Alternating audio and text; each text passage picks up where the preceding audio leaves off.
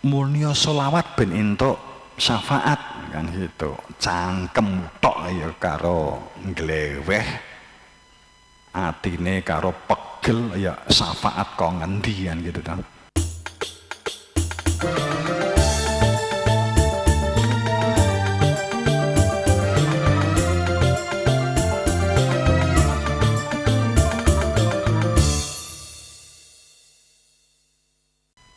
Sinyal fenomenanya bisa dihitung, parameternya bisa dirumuskan gitu memang, tapi dari data. Quran sangat jelas, prasangka itu halusinasi yang sesat menyesatkan. Wa malum bih min ilm yatibi iladun wa inadun la yukni minal haq syai'a. Jadi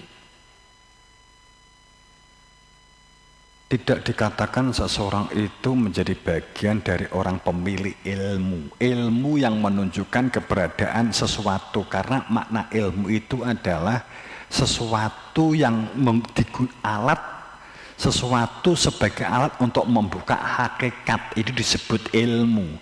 Tapi kalau kamu berbicara fikih, tata cara sholat, kemudian tentang zakat, tentang haji, kemudian kamu mengaji sana sini, mendengarkan, membaca buku-buku ini, kitab-kitab, itu wawasan, itu bukan ilmu. Ilmu yang dimaksud di dalam Al-Quran, al-ilm, itu adalah ilmu kunci untuk membuka hakikat sesuatu. Itu sing nyekel Kanjeng Nabi Muhammad gule ono gitu loh. Karena ayatnya begini, selama seseorang itu tidak memiliki ilmu yang menunjukkan hakikat sesuatu, ilmu yang menunjukkan keberadaan Tuhan, ilmu yang menunjukkan tentang diri inti manusianya, maka perilakunya adalah mutlak perilaku perilaku prasangka. Sehingga semua rumusan kebenaran, rumusan kehidupan adalah prasangka. Tidak disebut sebagai pengikut Nabi, tidak diangkat sebagai pengikut Rasul, tidak dikatakan sebagai pengikut orang-orang iman, kecuali kecuali prasangka. Dan demi Allah sungguh bahwa prasangka itu layukni tidak sedikit pun menyentuh al-haq syai'a siti-siti-o, sama sekali tidak menyentuh. Dan banyak kehidupan manusia ya'duna bilah ghairul haq, merasa iman, merasa kenal Allah, merasa bisa berbicara tentang Allah, merasa dengan Allah, dengan membaca, dengan merasa doa ini dan seterusnya, ghairul haq, tapi tanpa al-haq, tanpa kebenaran hakikat, tanpa mengenal keberadaan Tuhan, tanpa mengenal jati diri fitrah manusianya, maka dona jahiliyah itulah yang sesungguhnya disebut jahiliyah. Itu jahiliyah. Jadi jahiliyah itu bukan perkara seperti Umar membunuh anak perempuannya atau di zaman itu, enggak. Tapi perilaku apapun yang dilakukan tidak mengenal Tuhannya, enggak tahu tujuan hidupnya, itu adalah jahiliyah. Karena apa? Karena wali-wali Allah mereka adalah para kekasih dan pencinta sejati. Kemustahilan menjadi sang pencinta tanpa mengenalinya, maka kenali dia akan jadi sang pencinta. Saat cinta dan benci kita dasarkan pijakannya adalah lahir jasad materialistik, maka kita akan menemui kegundahan dan akan menemui masalah, dan kita akan menemui benturan saat cinta didasarkan atas fisik, pasti akan menemui masalah di kemudian hari, pasti. Kamu cinta kepada suamimu, tapi melihat karena adalah fisik, jabatan, maka akan menemui masalah. Kamu cinta kepada istrimu karena adalah fisik, karena cantiknya, karena kencenge, nek wis ngelairne 6 kendor kabeh, kating peklentup. Ngono. Wes. Nek tresnane itu diletakkan fisik mesti waleh. Kan gitu. Kita. Nggih. Akhirnya ada ungkapan rumput tetangga. Ya biar diopani tetangga itu.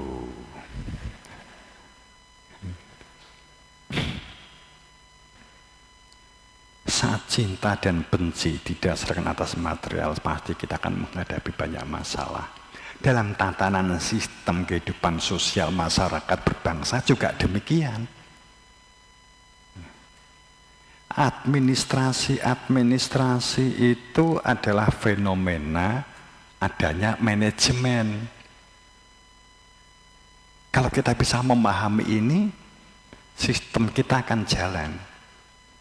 Tapi kalau administrasi itu dianggap sebagai esensi pendidikan, maka banyak guru yang meninggalkan kelas demi untuk mendapatkan sanjungan dari dinas karena telah laporan tentang administrasi. Kan gitu. Melayune ya rono. Gitu. Karena administrasi itu hanya fenomena manajemen.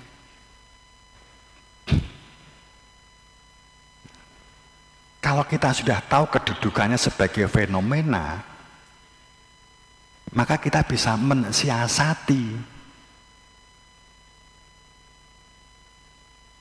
Manajemen itu adalah seperangkat alat. Kan gitu. Intinya apa? Uswatun hasanah. Berlaku approach kepada siswa sebagai student dalam melakukan studi, maka terbentuknya sebuah karakter generasi, pendekatan yang dilakukan dalam cara-cara membentuk karakter.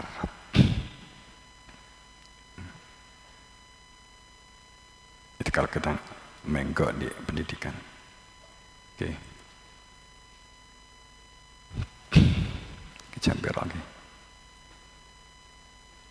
10. Maka mutlak ada yang hak sah serta wenang supaya tidak di dalam prasangka. Itbaknya juga harus jelas. Orang yang jelas memegang sertifikat, umpamanya kan begitu. Orang yang memegang dawuh, jelas orang yang memegang dawuh bi amrina, ayatnya begitu.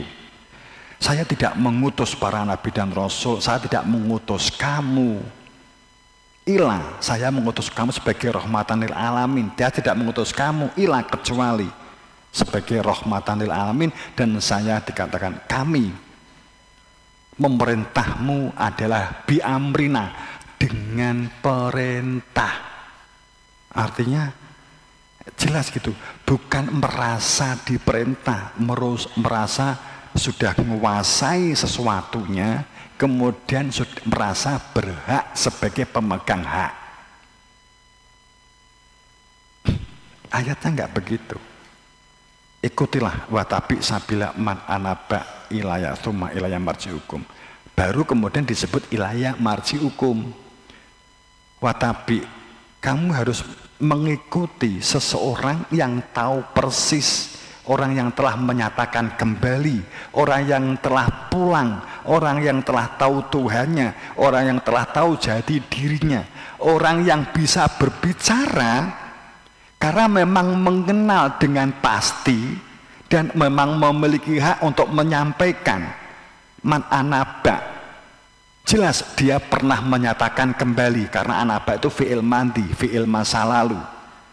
Orang yang telah masa lalunya atau orang itu telah pernah menyatakan mati, telah menyatakan kembali kepada Tuhannya, dan kemudian memang dia mendapatkan perintah ilahiyah supaya dapat menyatakan kembali kepada Tuhannya, kan gitu. Tapi sabila manusia anaba nggak usah kebingungan buku, wes mutlak karena mengetahui persis.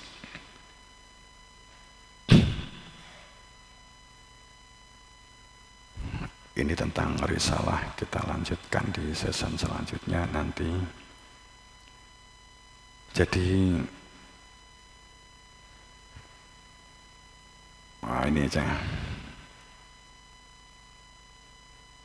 Risalah dalam kepastian ikatan aku bersaksi itu mutlak, tidak bisa tidak. Atun ma'rufah itu sangat jelas. Jahda aimanihim, orang yang dikatakan berjihad di jalan Allah itu adalah yang diterima adalah mereka yang telah dalam ketaatan makrifat, ketaatan mengenal Tuhan. Wa'da Allah telah terikat dengan janji dengan Allah, kan gitu. Allah nggak ngejawantah, pasti membuat wakil, silsilahnya pasti kayak rantai-marantai, kayak sepur saling kait mengikat, bukan gandeng tapi jauh sebelumnya itu telah menyatu. Jauh sebelum Nabi Muhammad wafat, siapa yang paling menyatu dengan Nabi Muhammad? Jadi ada peristiwa-peristiwa hebat, ya, ada peristiwa hebat. Makanya kan banyak hadis, banyak para salafus soleh yang mengungkap bahwa tentang Imam Mahdi, Satrio Biningit, Ratu Adil itu dimusuhi banyak oleh tokoh-tokoh, kan begitu. Itu di dalam hadis-hadis, di dalam kitab-kitab, dimusuhi oleh banyak tokoh. Kenapa? Karena hegemoni kemapanan teori dan konsep yang selama ini, katakanlah umpamanya bersaksi cukup diganti dengan kata yakin. Kemudian ternyata asyhadu alla ilaha illallah itu tidak cukup dengan yakin, tapi bersaksi. Ternyata tiba-tiba ada penjelasan harus bersaksi dalam fakta makrifat, itu harus mengenal Tuhannya dan harus menerima yang berhak menunjukkan. Ini adalah sesuatu secara konsep itu adalah tidak seperti konsep yang selama ini cukup dengan yakin sudah selesai. Sebagai contoh kan begitu, umpamanya kan begitu. Dan ini mungkin sudah menyampaikan ke sana parahnya lagi, konsep-konsep teori ini sudah terlanjur menghasilkan ekonomi. Maka jelas pada saat ada penjelasan yang berbeda, sudah was-was, ketir-ketir.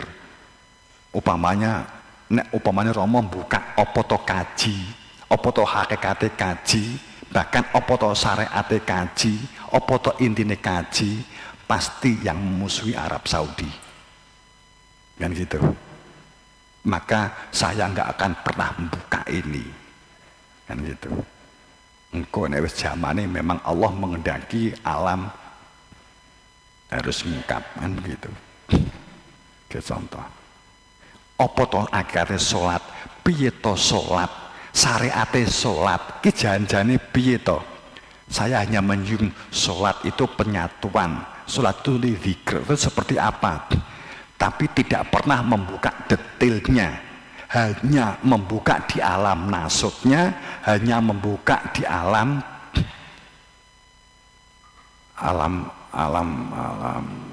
jabarutnya saja. Tapi Romo tidak pernah membuka pada tingkat lahud dan hahutnya. Romo nggak pernah buka. Kenapa? Akan banyak orang protes. Gitu. Tangki jagongan aja nggak pernah. Poso itu atu zakah, bukan fi'la zakah. Itu hanya alam nasut, alam ganjaran, kan gitu. Tapi kita tidak pernah membuka alam hahutnya, alam rosone, alam lahutnya, alam ruhiyahnya. Ini kan nggak pernah diangkat, nggak siap. Karena juga dampaknya, oh ternyata atau zakah itu seperti apa. Bikin contoh kan begitu.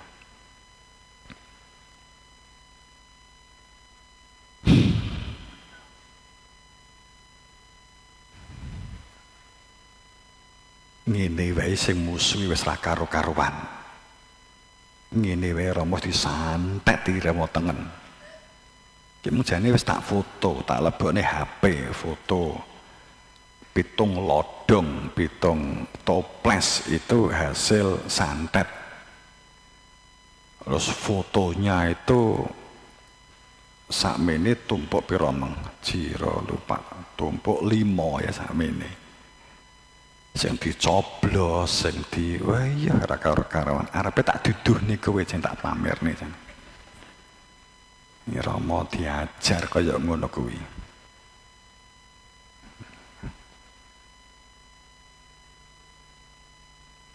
Wis titik mentok, wis titik gregeten. Ki akhire Rama wis mubalah, wis ya wis lah nek ngajak perang ya perang. Makanya masuk menjelang Februari, oke. Biar mubalah. Ndiki sing digawe banjir dhisik, ing ndiki. Sing digawe bencana ndiki dhisik ki kan gitu. Wis wayahe di global nih. Nyatane nggak ndadekne sadar di global nih wae. Jadi makanya jamaah kalau punya saudara ya di ojo, yang penting ojo dadi pembenci, pengolok, iri, dengki kan gitu. Kemudian garam puji.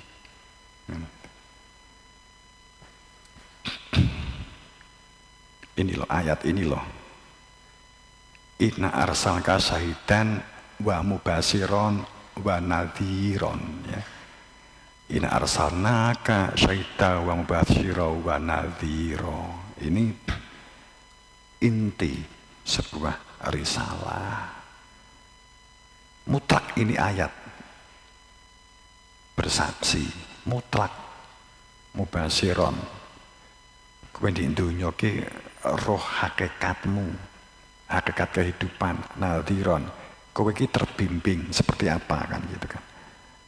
Baru wada'iyan ilallah bi'idhnih, karena ada kalimat bi'idhnih berarti kan mutlak, ada majhul, ada pelaku yang membawa senter, dengan cahaya senter itu kamu dapat berjalan. Sehingga kamu kebagian wasirojam muniro, kowe itu kebagian cahayanya, sehingga kamu nggak nabrak di ngarep, di depanmu itu apa.